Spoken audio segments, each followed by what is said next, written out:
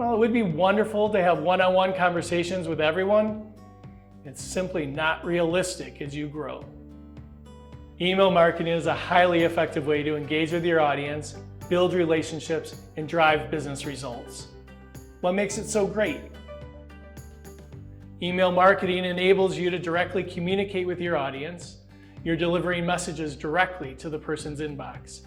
And unlike social media platforms, which can shut down a page and access to your followers, the email list you build is yours to manage. It's relatively inexpensive.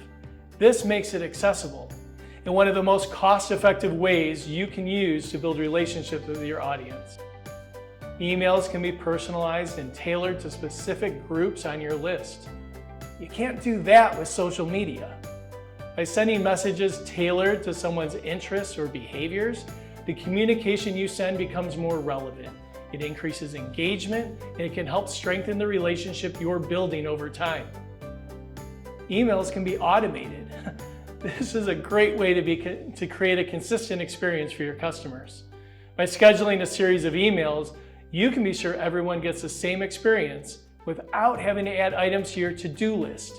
How many times have you forgot to send out a request for a review or a referral?